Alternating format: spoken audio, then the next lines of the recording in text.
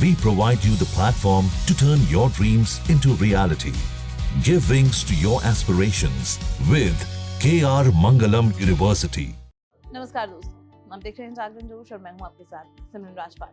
Tax season 2025 शुरू होने वाला है और इनकम टैक्स डिपार्टमेंट ने फाइनेंशियल ईयर 2024-25 असेसमेंट ईयर 2025-26 के लिए कुछ बड़े बदलाव अनाउंस किए हैं।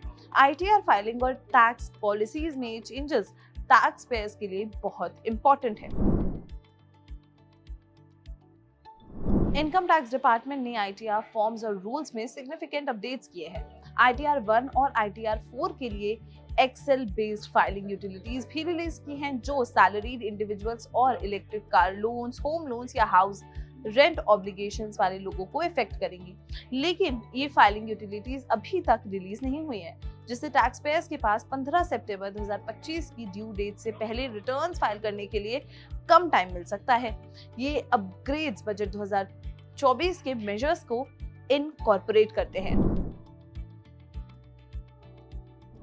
2025 में खास बदलाव है फॉर्म 10 IEA से जुड़ा। जिन टैक्स पेयर्स की बिजनेस और प्रोफेशनल इनकम है, उन्हें ये फॉर्म सबमिट करना होगा अगर वो न्यू टैक्स रिजीम से ओल्ड रिजीम में स्विच करना चाहते हैं। ये form individuals, HUF, AOP, BOI और AGP पर लागू होगा। इसके अलावा बजट 2024 में revised capital gains tax rates 23 जुलाई 2024 के बाद ट्रांजैक्शंस पर असर डालेंगे। सेक्शन 111A के तहत short term capital gains STCG अब 20% पर टैक्स होंगे, जबकि सेक्शंस 112 और 112A के तहत लॉन्ग टर्म कैपिटल गेन्स 12.5% पर टैक्स होंगे बिना इंडेक्सेशन के। शेयर बायबैक्स के ट्रीटमेंट में भी बदलाव आया है। 1 अक्टूबर 2024 से शेयर बायबैक से होने वाले प्रॉफिट अब शेयर होल्डर्स के हाथों में डिविडेंड्स माना जाएगा।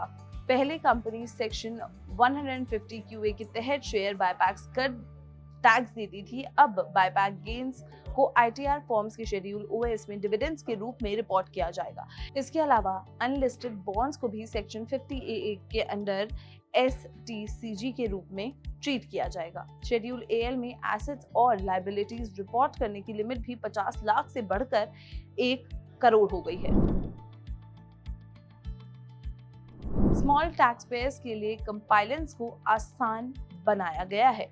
सैलरीड और नॉन सैलरीड इंडिविजुअल्स पर बिजनेसेस जिन्हें सेक्शन 112A के अंडर 1.25 लाख रुपीस तक का लॉन्ग टर्म कैपिटल गेन्स है, वो अब ITR 1 या ITR 4 फाइल कर सकते हैं। इस सिंप्लीफिकेशन का मतलब है इक्विटी म्यूचुअल फंड्स और इक्विटी स्टॉक से 1.25 लाख रुपीस तक के LTCG पर कोई टैक्स नहीं लगेगा, जिससे टैक्स पेयर्स बिना कैपिटल गेन्स टैक्स लायबिलिटी के किसी इनकम ITR 1 और ITR 4 में रिपोर्ट कर सकते हैं। लेकिन ITRs 1, 2, 3 और 5 में ITR फाइलिंग्स के लिए सिर्फ वैलिड आधार नंबर्स ही एक्सेप्ट किए जाएंगे। 2025 के रिवाइज्ड ITR फॉर्म्स में कुछ नए फीचर्स शामिल हैं, जैसे कि सबसे पहला, क्रूज शिप ऑपरेशंस के लिए सेक्शन 44 BBC के अंदर इनकम रिपोर्ट करने के लिए नए फील्ड्स हैं। सेक्शन 80 DD और 80 U के अंदर डिसेबिलिटी सर्टिफिकेट्स की मैंडेटरी रिपोर्टिंग। एक नया शेड्यूल TDS है, जो TDS किस सेक्शन के अंडर डिटेक्ट हुआ है वो कैप्चर करेगा। शेड्यूल्ड कैपिटल गेन सेक्शन में 23 जुलाई 2024 से पहले और बाद के गेन्स को अलग अलग दिखाया जाएगा। टैक्स पेयर्स जो ITR 3, 4 और 5 फाइल कर रहे हैं, उन्हें कंफर्म करना होगा कि वो न्यू टैक्स रिजीम से ऑप्ट आउट कर रहे हैं और क्या उन्हें पिछले सालों में फॉर्म 10 IEA फाइल किया था।